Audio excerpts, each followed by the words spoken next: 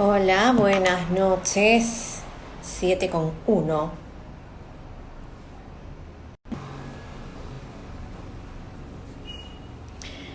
¿Cómo están? Buenas noches. Ahorita vamos a empezar esta transmisión con José Luis Incio, politólogo, para discutir el panorama político que estamos viviendo en medio de esta nueva crisis.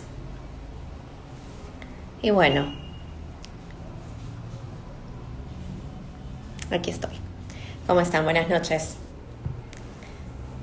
Gracias por unirse a esta transmisión. Ahorita vamos a juntarnos con José Luis, que ya nos ha enviado la solicitud. Aquí está.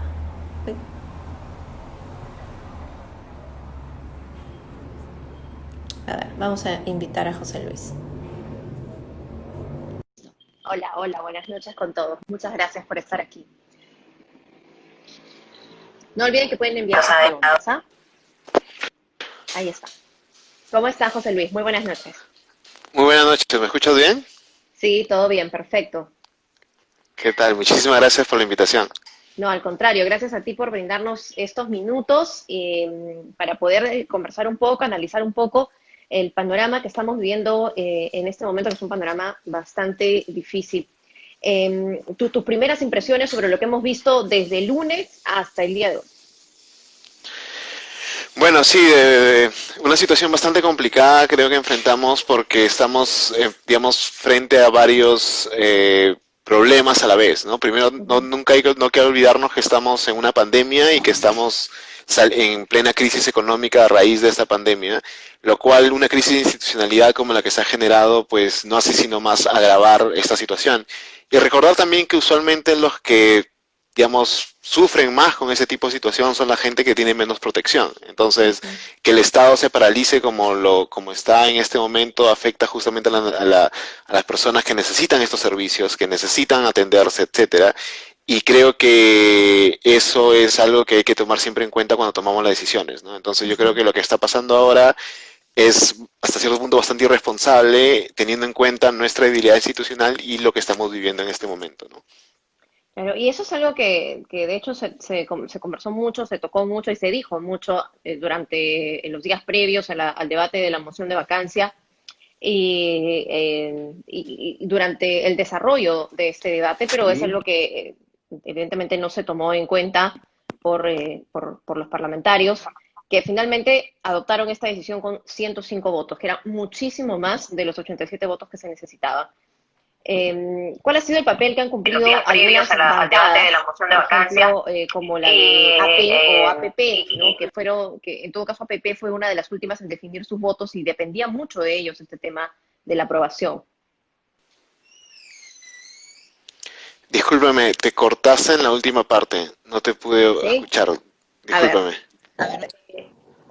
decía que cuál ha sido el papel de las bancadas que han, digamos, AP, por ejemplo, o APP, que fue una de las últimas en definir sus votos, y justamente nosotros comentábamos con los colegas el día de la cobertura, dependía un poco de ellos y de la decisión que tomaran si es que se sobrepasaban los 87 votos o si es que no alcanzaban. Sí, bueno, a ver, yo creo que el tema de las bancadas es que se ha visto que, digamos, no están tomando en realidad el interés nacional como primer motivo y eso es un problema, y que son bancadas muy impredecibles. Recuerdo una conversación haber tenido con ustedes antes, yo decía que una variable muy importante para entender o valorar en las bancadas o en los partidos políticos es qué tan predecibles son, ¿no? Entonces, la predictibilidad es lo que necesitamos en la política para que esta pueda ser, digamos, estable. Y hay bancadas que, digamos, que no son predecibles y eso genera mucha más inestabilidad y mucho más justamente situaciones como esta, ¿no? El caso de las bancadas en particular, AP, UPP digamos Acción Popular, son las que yo creo que han generado mayor espacio de zozobra en este momento justamente por su falta de predictibilidad o cambiar de opinión en último momento. Recordemos que Acuña minutos, semanas antes, una semana antes había dicho enfáticamente que no iban a votar por la vacancia, ¿no? Entonces, estos cambios de dirección tan bruscos que dejan al país en vilo son justamente, digamos, problemas de nuestra falta de institucionalidad partidaria, pero son cosas que el elector también debe valorar para que en la próxima elección justamente tengamos mejores partidos. La idea también aquí es, los partidos nos están diciendo cómo se comportan, cómo son, y que nosotros debemos recibir esas señales para saber a quién premiar o a quién castigar en las próximas elecciones. Porque si no hacemos eso, simplemente esta situación se va a continuar elección tras elección, gobierno tras gobierno, ¿no? ¿Y seremos capaces de hacer eso, digamos, de hacer esa evaluación antes de emitir nuestros votos? De momento, las manifestaciones que hay en la calle están yéndose, a ver, en provincias contra algunos locales de los partidos principalmente implicados en esta moción de vacancia, y bueno, ya no moción, sino en esa vacancia presidencial que se dio el lunes. Pero digamos, al momento de la votación, al momento de realmente entregar nuestro voto a algún postulante, ¿se reflejará esto? Mira, yo creo que sí, siempre y cuando exista la información para hacerlo. Partiría del hecho de que los políticos a veces asumen que nosotros nos vamos a olvidar, porque sí es cierto también que estamos, digamos,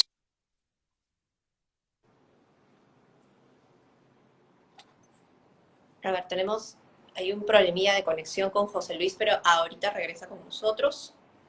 Nos estaba explicando precisamente qué es lo que tenemos que hacer nosotros como ciudadanos, está bien, salir a manifestarnos en las calles.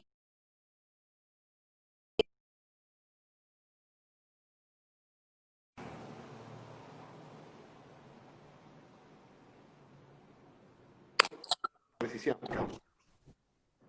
¿Me, ¿Me escuchas? A ver, José Luis, se cortó justo cuando estabas empezando la pregunta, cuando estabas empezando la respuesta. Ay, discúlpeme. ¿Me escuchas ahora mejor? Ahora sí, todo bien, se fue la conexión un Ok. momentito. Sí, no, disculpa. El tema es que los políticos asumen que el elector se va a olvidar. Entonces, ¿por qué? Porque durante la campaña política usualmente hay demasiada información. El elector lo bombardean de información, entonces el político asume que el elector se va a olvidar. Sin embargo, creo que en estos tiempos hay los mecanismos y hay la tecnología para poder justamente tener un récord de lo que hacen los políticos y que el elector tome una mejor decisión. Y es algo interesante porque yo creo que se podría enfatizar en eso. Es decir, ¿cuáles son las decisiones que han tomado los políticos o los partidos que nos han llevado a esta situación? Que debemos recordarle al elector en el momento de la elección para que justamente, de nuevo, premie a los partidos que están comportándose como deberían o como que están representándonos y castigue a aquellos que justamente, digamos, han cometido han tomado esas decisiones que mucho daño nos hacen, ¿no? Yo soy positivo, soy optimista en el sentido de que creo que es posible que el elector tome esas decisiones siempre y cuando exista la información de una manera sistematizada, sencilla, fácil, accesible, para que el elector recuerde. Y de nuevo, la única forma de mejorar nuestro sistema político es que premiemos a los que están haciendo las cosas bien y castiguemos a aquellos que están haciendo las cosas mal. Y eso lo tenemos que hacer en cada elección responsablemente.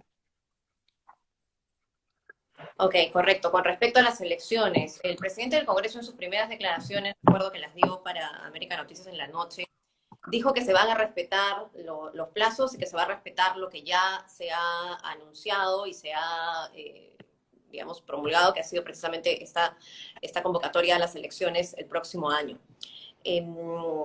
¿Cuál ves tú que va a ser el papel básicamente de Manuel Merino en estos 6 meses? ¿Qué es lo que debería empezar a hacer para conducir correctamente y adecuadamente el país? Más allá de que digamos, pueda gustarnos o no gustarnos, ya tenemos todos, creo, una posición al respecto, pero más allá de que pueda o no gustarnos, en este momento es el presidente en funciones y tiene que tomar acciones que de inmediato empiecen a conducir al país y no lo dejen paralizado, sobre todo en este contexto de pandemia, ¿no?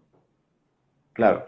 Yo creo que tenemos un punto a favor, que es el tema que tanto la OMP como el Jurado Nacional de Elecciones son dos órganos independientes. Y bueno, hay una elección ahora del presidente del Jurado Nacional de Elecciones, hay que estar alerta, pero por lo menos en la OMP, por la dirección de la OMP tenemos garantía de que van a ser imparciales como institución. Entonces, digamos, ese es un espacio de tranquilidad. Sin embargo, yo creo que igual hay que tener en cuenta que justamente por lo poco predecibles que son estas bancadas, no sabemos qué pueden hacer en estos 5 meses. Es decir, el tema de la bicameralidad que el congresista Chejade le está empujando, por ejemplo, es un cambio a lo que justamente cómo podría organizarse las elecciones o si es que, por ejemplo, no sé, hacen un cambio brusco desde el parte del Ejecutivo, lo institucional, que trata de afectar justamente el trabajo de la OMP, el Jurado Nacional de Elecciones, son cosas que son difíciles, pero de nuevo, por lo impredecible que han mostrado ser estas bancadas, yo no la descartaría.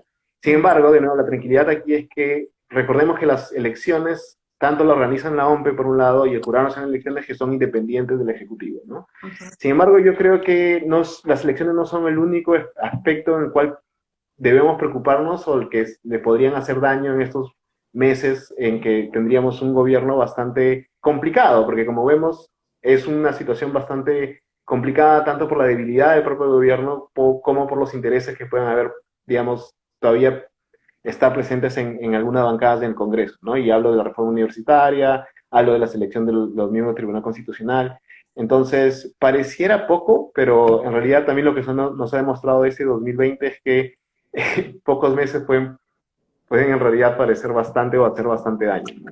Sí, en 5 meses realmente se pueden hacer y deshacer muchas cosas que ya se habían encaminado y que estaban funcionando bien y que estaban funcionando precisamente en positivo, ¿no? Para el país, para los ciudadanos. Se ha criticado mucho la presencia del señor Manuel Merino hoy en el Congreso de la República, teniendo en cuenta que él básicamente ya no ejerce como presidente del Congreso, sino más bien ya es el presidente en funciones.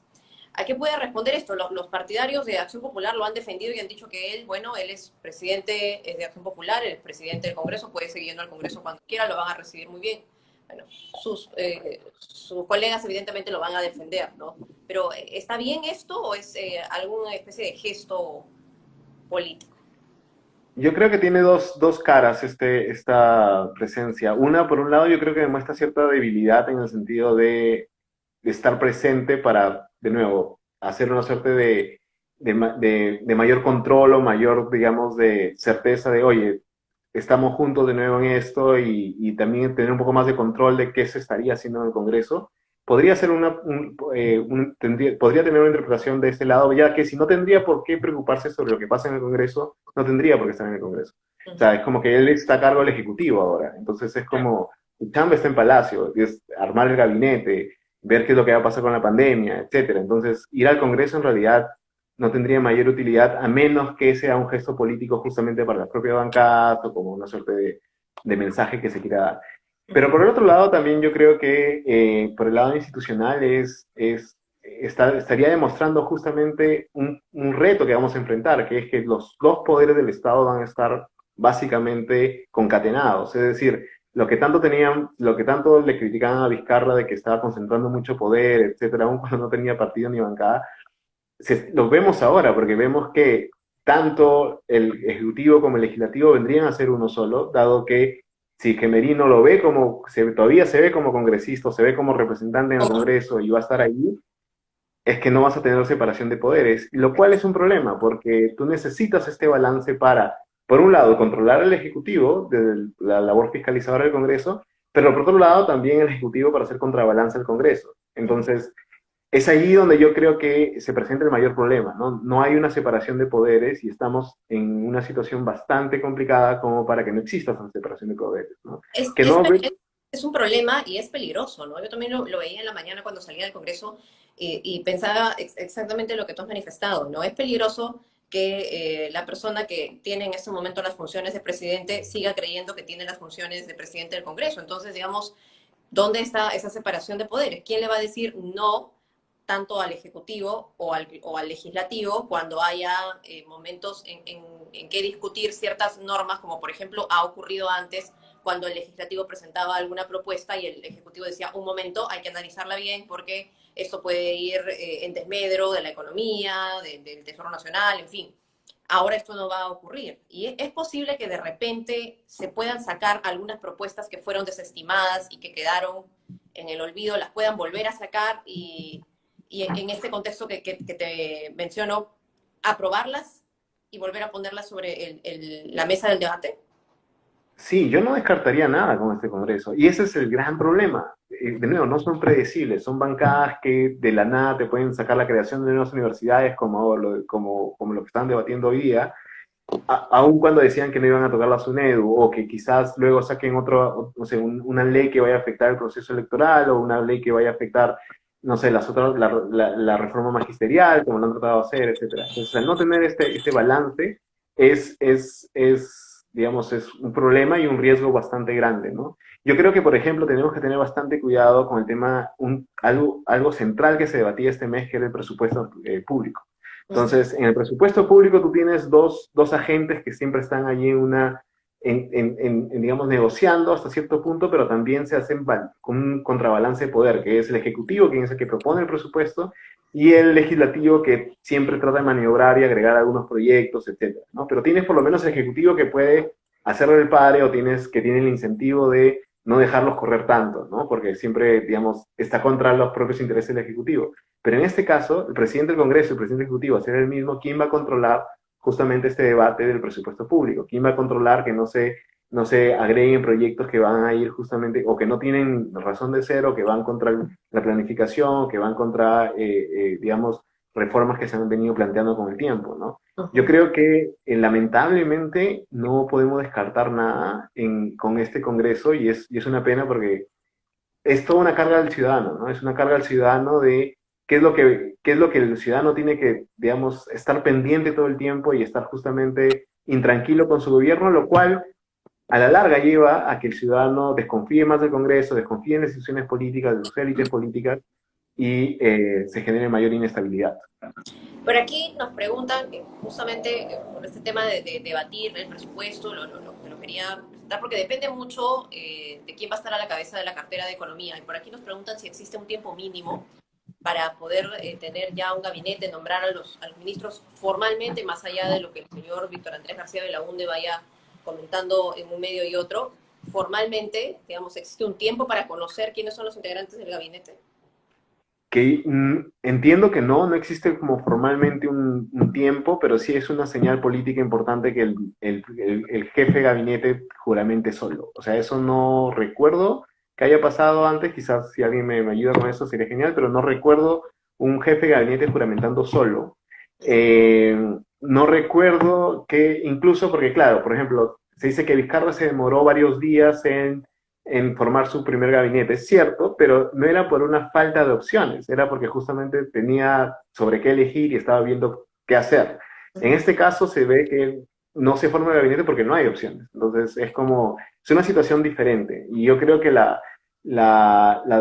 digamos, el contexto está demostrando que esta movida que ha hecho el Congreso, ha hecho Merino, en realidad incluso las élites políticas y las élites tecnocráticas no estarían tan, digamos, jugando en paralelo, lo cual le complicaría mucho armar un gabinete. Y más aún, sobre todo porque no hay una relación, por ejemplo, por lo menos el plano internacional, también no tienes una reacción digamos, muy favorable a Merino. Por ejemplo, la OEA ha hablado que va a esperar el TC, etcétera. Entonces eso deja un ala de incertidumbre muy grande sobre qué es lo que va a pasar con este gobierno, con Merino. Incluso que podría no durar más de una semana, o no se sabe. Esa incertidumbre hace muy difícil que alguien diga, yo me como el pleito y agarro una cartera en plena crisis económica, en plena pandemia, y con toda esta área de incertidumbre sobre el gobierno, ¿no? Mira, aquí Sebastián Ortiz, es periodista del Comercio, nos dice que sí, Ceballos juramentó solo tras la disolución del Congreso, ¿no? Sí, también recuerdo la imagen de Ceballos juramentando solo, y luego ya se continuó con el proceso que seguía, ¿no? Precisamente hay algo que tú comentas con respecto al TC, y es algo que también nos está preguntando por aquí Roberto Fabián: ¿qué se puede esperar del pronunciamiento del Tribunal Constitucional el 18 de noviembre? Que seguramente nos hubiera ahorrado todo este asunto de días de debate y de una vacancia, y en fin, todo lo que ha sucedido, y sobre todo las manifestaciones en la calle, ¿no? Teniendo en cuenta que todavía estamos en medio de una emergencia sanitaria y esto es bastante peligroso. Nos hubiera ahorrado mucho el tiempo y nos hubiera ahorrado bastantes recursos si el Tribunal Constitucional se hubiera pronunciado, más allá de que es un órgano independiente y maneja sus tiempos, pero esta era una situación que ameritaba un pronunciamiento firme y rápido del Tribunal Constitucional. Sí, con respecto a lo de Ceballos, solamente un segundo, creo que la situación era diferente porque entiendo que ahí fue cuando no le dan la moción de, digamos, el voto de confianza a Salvador Solar, entonces se tiene que ir por el gabinete y ahí entiendo que juramenta Ceballos. Creo que, claro, es una situación poquito diferente con la que está pasando ahora, que creo que se asemejaría más a cuando Vizcarra asume el poder y está armando su gabinete, ¿no? Ahora, sobre el TC, yo diría que hay un problema aquí con respecto al TC, porque ¿qué es lo que, o sea, qué pasaría si el TC dice, no se puede hacer una interpretación de la vacancia de esta manera? O sea, eso daría pie a una retroactividad. Eso es lo que yo creo que no está muy claro, porque haya habido una situación similar sobre la cual basarse. ¿Qué significaría? ¿Que Vizcarra regresaría al palacio? ¿O cuál sería la solución? Porque ahí te presentas ante claro, ante una solución, digamos, jurídica, pero también ante una imposibilidad política. O sea, es decir, no tienes el hecho de que Vizcarra pueda regresar al palacio ok, estos 2 días no pasaron, ¿no? Creo que ahí se presenta una situación diferente. Creo que quizás la salida política en ese momento sería que Merino renuncie, que se elija un nuevo presidente del Congreso que tenga, digamos, mayor credibilidad que las bancadas que votaron por la vacancia, porque el TC les diría básicamente ustedes hicieron las cosas mal, no tenían ningún asidero legal para hacerlo. Entonces, tendría que elegirse un nuevo presidente del Congreso que asume el Ejecutivo por estos meses que queden, ¿no? Sí, el ha ahorrado eso, pero también recordemos que Vizcarra no había presentado ninguna moción por esta segunda vacancia, ningún tipo de demanda de competencia como lo hizo con la primera vacancia. Esto es a raíz de la primera vacancia. Yo lo que creo que pasó aquí fue que estaban tan confiados de que no iban a obtener los votos o que no lo iban a vacar que quizás no vieron la posibilidad de mandar ¿cómo se llama? Otra demanda de competencias. Pero como de nuevo, la impredictibilidad de las bancadas es lo que te genera toda esta zozobra, ¿no? Vamos a ver qué es lo que dice el Tribunal Constitucional y cuál va a ser la reacción de Merino con respecto a esto. Porque si el Tribunal Constitucional te dice que básicamente todo lo que has hecho está mal y tú así te aferras a quedarte en el palacio, eso justamente es como, o sea, ¿qué significa esto, no? Y ahí está Bueno, totalmente lo que gran dice problema. el máximo órgano de interpretación de la Constitución, ¿no? Ahora, tampoco el Sí. señor Merino tampoco no ha dicho nada con respecto a lo que hay en la calle, ¿no? Probablemente no quiere pronunciarse con respecto a lo que está sucediendo, pero esas manifestaciones de la ciudadanía tampoco pueden ser vistas de soslayo, ¿no? Y no ha dicho nada. Y eso también yo creo que exacerba más los ánimos, ¿no?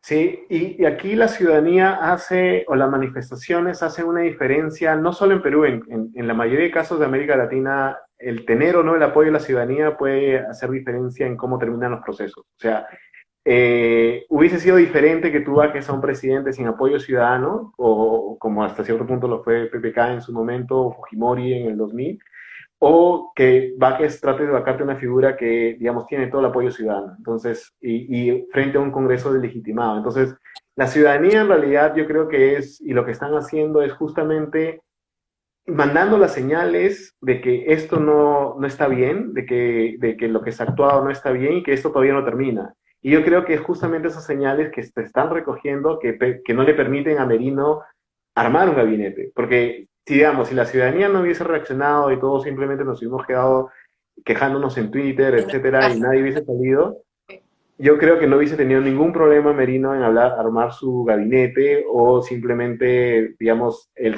estaría ya hablándose de otros temas o lo que sea. Lo que hace la ciudadanía es, de nuevo, poner frente a las cuerdas a un gobierno que ellos consideran ilegítimo y eso es lo que es importante porque no solamente necesitan la parte legal, que incluso va a estar en juego, sino también la legitimidad, ¿no? Y allí te enfrentas y por último, ni siquiera tienes un partido que sea, digamos, tenga mucho arraigo popular, que te pueda defender, etcétera, que podría ser otra situación. claro. Entonces, la debilidad de Merino es bastante evidente y por eso él no quiere hablar, me imagino, sobre el tema de la ciudadanía, porque digamos, esto muestra lo débil que es, ¿no? Es un grave error y lo vi, digamos, lo vi in situ, y eso que el señor Sebastián Piñera en Chile era un presidente constitucionalmente elegido, democráticamente elegido, y aún así el país completo le dio la espalda cuando él también le dio la espalda al país al momento de gobernar. Entonces, gobernar de espaldas al pueblo es un grave error. Y más aún si ni siquiera sales a decir algo al respecto digamos, al menos un mensaje de calma o al menos una explicación que pueda, no sé, calmar de repente a la ciudadanía, ¿no? Entonces, esto ya dentro del plano político, pero también juntándolo con un plano social que aquí están inseparables en este momento. ¿Tú cómo ves que pueda seguir el ambiente en la calle en los próximos días? Porque muchos dicen, bueno, el viernes juega Perú y la gente se va a olvidar. Yo no creo que sea así. Yo creo que esto va mucho más allá que cualquier otra marcha o manifestación que hayan habido en otras oportunidades. Esto es mucho más fuerte. Sí, yo estoy de acuerdo contigo, y yo creo que ese pensamiento de el viernes juega Perú, la gente se va a olvidar o la gente se va a cansar, es justamente el pensamiento que ha llevado a esta clase política a que sea bastante irresponsable. De nuevo, juegan con el hecho que nos vamos a olvidar, juegan con el hecho de que no prestamos atención o nos miran como, la ciudadanía pues no sabe o es tonta, etcétera, y ese menosprecio a la ciudadanía justamente creo que es la mentalidad que los ha llevado a tomar tantas malas decisiones que nos han puesto en esta situación. Porque si tú tuvieses una clase política que sea más receptiva y reactiva a lo que está, cómo está reaccionando la ciudadanía, etcétera, y no solo la clase política, la clase económica también, tendrías digamos, una élite que sea más empática y también que justamente entienda el peligro a lo que nos puede llevar sus decisiones. Es decir, si vemos cómo está la clase política ahora, no se pueden quejar después de cuando justamente salen figuras populistas, extremistas, a decir vamos a acabar con todo esto, ¿no? Entonces, es como que ellos mismos están como que cada vez más cavando su propia, digamos, cavando su hueco cada vez más. Es decir, cada error que los lleva simplemente acorralan a la ciudadanía a que vaya a tomar decisiones, digamos, radicales o desesperadas. Entonces, el pensar que nos vamos a olvidar los ha llevado a creer que pueden tomar malas decisiones y quedar impunes, y es lo que nos lleva a justamente a que tengamos partidos tan débiles, instituciones tan débiles, porque, si recuerdo la última encuesta, casi el 40% de la población no sabe, o sea, no siente simpatía por ningún candidato, no se siente representado por nadie. Entonces, deja la cancha muy abierta para que simplemente venga cualquier, digamos, líder populista, radical, ya sea de derecha o de izquierda, a plantear, de nuevo, unas medidas que no son necesariamente las mejores, ¿no? Entonces dejas la cancha muy abierta, ¿no? Hablando precisamente de líderes radicales, el señor José Vega ya ha dado algunos indicios de que se está viendo, coordinando, o en todo caso se está pensando con mayor firmeza, ¿no? La posibilidad de sacar al señor Antauro Humala de la cárcel. Seguramente todas las bancadas todos los partidos están trabajando en sus propios intereses, ¿no? En su agenda del momento. Pero ahí precisamente es cuando salen o resaltan estas figuras que tú mencionas, ¿no? Estas figuras extremistas que tendríamos que estar en la capacidad de poder verlas y anticiparlas. Sí, sí, y yo creo que con respecto a lo de Antauro, hay un tema particular, que es simplemente una idea que tengo, que dado que UPP está muy pegado a Antauro y hasta cierto punto la figura de Antauro Humala va a cargar un poco con el pasivo de esta vacancia, yo creo que justamente también digamos, lo desacredita como esta figura que puede entrar a patear todo porque él, digamos, él no tiene responsabilidad alguna, está con las manos limpias, etcétera, etcétera, ¿no? Entonces, yo creo que por ese lado es digamos, su intromisión dentro de la propia bancada de UPP o en estos acontecimientos le ha quitado un poco de peso sobre eso. Sin embargo, igual sigue siendo un líder peligroso, sobre todo cuando tenemos un partido del UPP que habla de que no sé, pues, ofrece, por ejemplo, la pena de muerte, ¿no? Entonces, para mí es un indicador claro que cuando un candidato te empieza a ofrecer la pena de muerte es que simplemente está diciéndote cualquier cosa que quieras escuchar y decir que él es diferente a los demás. O sea, lo hizo el mismo Antauro, lo hizo el mismo Antero Flores Arauz en la última elección. Entonces, cada vez que un candidato te ofrece la pena de muerte, tú ya sabes que, primero, porque no es tan sencillo hacerlo, tienes la Corte Interamericana, etcétera, pero segundo, porque justamente está tratando de apelar a ese instinto de votemos a todos, yo soy diferente, yo soy radical, etcétera. y que trata de jalar ese descontento de la población, ¿no? Yo creo que Antauro digamos, en ese sentido, todavía sigue siendo un líder hasta cierto punto peligroso para nuestro sistema político, pero que yo creo que habría que tener también en cuenta que él estaría cargando con parte de este pasivo, porque no es que ha sido una figura ajena a lo que ha pasado, No, ha los sido una audios figura que ha estado lo bastante probaban, ¿no? involucrada, ¿no? El audio ¿Disculpa? del Zoom. El audio del Zoom que tuvo desde el penal era evidente que estaba en coordinaciones, donde pedía apoyo total para para el Congreso, apoyo total para el colega, apoyo total para el partido. O sea, era evidente que estaba detrás de todo. Si no como orquestador principal, al menos dando ideas y un poco conduciendo cuál iba a ser la posición de su bancada. Y hay que hablar de los precandidatos, ya que mencionamos aquí a una de las figuras que en algún momento se veía como un precandidato, y nos preguntan qué opinión tiene sobre la participación de los precandidatos en estas manifestaciones sociales, ¿no? Y cómo están capitalizando, porque también es cierto que también aprovechan un poco el panorama porque en ese momento la gente eh, ve quiénes están a favor de o en contra de, ¿no?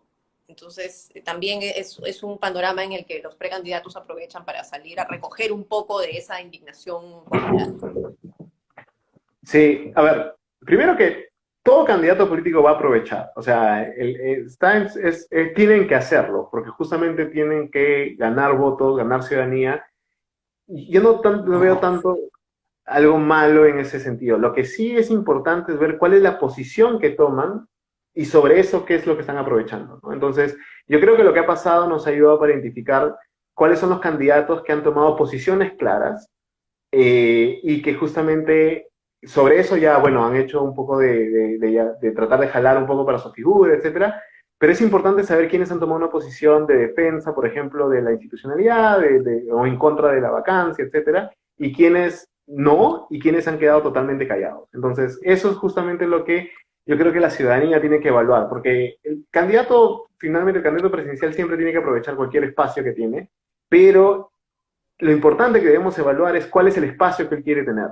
Entonces, aquí es lo que yo creo que con respecto a los precandidatos, me parece que ha sido claro, por ejemplo, en los que han tomado una posición contraria a lo que ha pasado en el Congreso, contraria a la vacancia, y me parece una posición que justamente es la que debemos premiar, es la de, por ejemplo, hemos visto en toda la escala ideológica, desde Verónica Mendoza, que si bien es cierto no estuvo aquí, digamos, tuiteó que no estaba de acuerdo y sus propios militantes Juntos Perú salieron a marchar, etcétera. Y en el otro extremo, Julio Guzmán. O sea, Julio ha sido una suerte de resurrección de Julio Guzmán, en el sentido de que, digamos, fue bastante, digamos, abiertamente en contra de la decisión, digamos, movió su bancada, tuvo una posición, digamos, como partido. De nuevo, una posición predecible. O sea, lo importante aquí si tú eres de derecha y eres liberal, creo que justamente esos son los partidos que deberías premiar, los que tienen una posición predecible. Su bancada votó en bloque contra la vacancia, su bancada no se presentó en la juramentación y él como líder han estado en las marchas.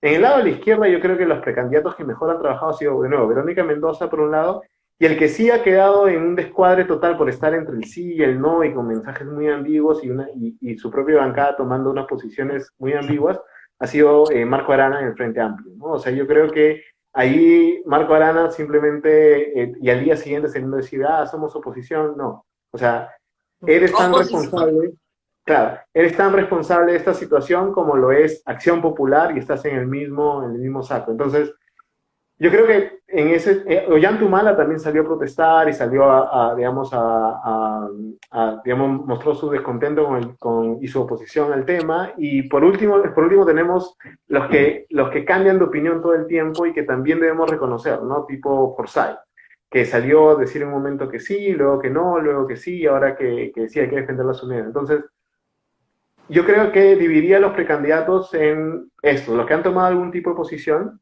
y ahí pondría tanto a Verónica Mendoza como Julio Guzmán como a los que, digamos, han hecho y han capitalizado bien, han movilizado bien, lo cual nos da opciones, eso es genial. Tanto de derecha e izquierda nos da opciones. Ollanta Humala también salió, Forsyth, bueno, en su ambigüedad, Pero por el otro lado quedan todos los otros precandidatos que ni siquiera les ha escuchado. Y aún siendo también, estando relacionados con los partidos que han sido responsables de esto, que está Keiko Fujimori, por ejemplo, no he visto que se haya pronunciado, Barrenechea, el mismo Hernando de Soto, etcétera, no se han pronunciado. O sea, Es como que el no no quieren que les pronunciarse también salpique, está no quieren mal. mancharse, no quieren decir ni sí ni no, pero eso es tan malo y tan peligroso como, por ejemplo, abstenerse en una votación tan delicada. Yo creo que incluso si hubiesen salido a decir, sí, estamos de acuerdo con la vacancia, es mejor que no decir nada. Porque de nuevo, ya mandas la señal de la ciudadanía de, esta es mi posición, esto es lo que yo hago, y puede ser que parte de la ciudadanía esté de acuerdo, entonces, bacán. Y de nuevo, te haces predecible. Pero si simplemente te quedas en la oscuridad para ver hacia dónde va la marea y luego ver qué es lo que quiere decir, ¿A qué esa carrito es me la peor subo? posición en política, claro. Sí, esa es la peor y la más peligrosa de las actitudes políticas, no subirse al carrito que vemos que va punteando. Y eso Exacto. es absolutamente peligroso, sí, eso es muy, muy peligroso. Daniel Urresti también en la primera moción de vacancia fue muy activo, pero ahora que ya tiene, digamos, otras expectativas, otros objetivos políticos, esta vez lo dejó a su bancada, pero él dijo yo no. Claro. Y creo que Urresti se debe estar arrepintiendo de haber postulado en este Congreso eh, con todo, ¿no? Porque, digamos, se postuló a un Congreso con una bancada que desde el primer momento le dijeron que, oye, esto no es como que vienes y él dijo, yo manejo ese partido, yo manejo esta bancada, y lo que hemos visto en estos 5 meses es que ni siquiera puede manejar esos 10 o 11 congresistas. Es decir, Urresti, si es que ha tenido algún tipo de capital político, lo ha ido perdiendo en esto del Congreso y justamente por la gran maleta que es la bancada de UPP y la misma figura de los Luna, ¿no? Entonces, Urresti votó en contra de la vacancia, cierto, pero no fue tan, digamos, o sea, por ejemplo, todavía no renuncia a la bancada, todavía está relacionado con ellos, es decir, no es una figura, estaría en esa ambigüedad a lo que estuvo también en su momento, digamos, Forsyth, ¿no? Decir sí, no, pero luego vamos a ver, etcétera. Y yo creo que Urresti, tú no puedes, después de todos estos meses de haber estado en la bancada de UPP, haber incluso blindado a los Luna, etcétera, plantear que eres el candidato que no, por ejemplo, está contra la corrupción o que está en contra de todo esto que ha pasado. O sea, tu maleta va a ser muy pesada. Como la misma de algunos congresistas del Frente Amplio, que creo yo que, por ejemplo, Rocío Silva Santisteban, que votó en contra, pero ya tu bancada votó a favor y estás en ese grupo. Entonces es como, la carga va a ser para ti también, ¿no? Lo Entonces, más inteligente sería renunciar. sí, pero renunciar hace, digamos, un mes, ¿no? No renunciar ahora. Ahorita O ya no. sea, si Resi está en contra del tema de la vacancia, lo debió hacer hace un mes, debió ponerse al Luna hace un mes, debió salir a denunciar al Arcón hace un mes, no en este momento. Creo que en este momento simplemente se va a ver como un acto desesperado de recuperar algún tipo de credibilidad y eso le va a jugar en contra. Entonces, yo creo que dejaría diciendo que hay opciones, o sea, es decir, nosotros como electores todavía tenemos opciones de derecha y de izquierda, de todos los aspectos de partidos que se han portado de manera predecible y que quieren hacer las cosas bien. Entonces, lo mejor para nosotros como electores es votar por estos partidos, de nuevo, de derecha, izquierda, según tu preferencia, pero que por lo menos son predecibles y que están haciendo las cosas bien, y dejar de lado justamente esos partidos que se vuelven impredecibles y que nos ponen en situaciones como esta, como lo es el Acción Popular, el Somos Perú, el mismo FREPAP y lo demás, ¿no? El FREPAP, que ha sido para muchas personas ha sido una ingrata sorpresa, ¿no? Algunas personas le tenían mucha fe al partido del pescadito, como le dicen, y bueno, ha sido una decepción, ¿no? Sí, yo incluso en un artículo escribí que había que darle la opción al FREPAP, porque no podríamos catalogarlos como querían desde el principio, como una suerte de partido fundamentalista, etcétera. Es como que darle espacio. Y creo que han estado haciendo las cosas bien en algunas cosas. Por ejemplo, han votado en algunos momentos de una manera consistente, etcétera. Pero al mismo tiempo han empezado a mostrar su propia inconsistencia. Por ejemplo, votando a favor de la vacancia, pero a la vez protegiendo al Arcón. Entonces, si tu onda es la probidad y el tema moral, etcétera, tú no puedes tener estas inconsistencias. Si ese es tu nicho como partido, tú no puedes defender al Halcón y irte con Vizcarra. Tú no puedes bajarte a Vizcarra por estar investigado y no a tus colegas que también están investigados. Es decir, estás mostrando un doble rasero ahí que justamente te hace perder credibilidad en tu espacio del cual te quieres parar, ¿no? Y por último, lo que han hecho hoy día FREPAP de votar en contra de que el jefe de la policía vaya a rendir cuentas al Congreso, eso me parece que ha sido la estocada final. O sea, si tanto es pro justamente, digamos, las personas más necesitadas, digamos, toda esta gente que está marchando la están dejando desprotegida por justamente sus votos que no permitieron que el jefe de la policía vaya al Congreso y que hasta cierto punto haga sentir a la policía que hay un órgano que los está observando, digamos, hay una rendición de cuentas y que tienen que tener cuidado con sus actos, ¿no? Bueno, sí, tú has dicho, has mencionado que debemos ver cuáles son los partidos que tienen una mayor predictibilidad y yo agregaría ahí que sean consecuentes, ¿no? Creo que eso es lo que todos debemos esperar, y al menos es lo que esperamos, ¿no? Que una persona, un líder político, un partido sea consecuente con sus dichos, que vengan de lado con sus acciones y que sean consecuentes al momento de tomar sus decisiones. Te agradezco mucho, José Luis, por estos minutos. Vamos a seguir seguro conversando porque tenemos para largo con este tema, así que más adelante esperamos volver a tenerte en el filtro. No, un gusto. Gracias por la invitación y un placer saludar a todos. Muchas gracias. Gracias a ustedes también por haber estado conectados y por sus preguntas. Nos reencontramos en una próxima entrevista. Buenas noches.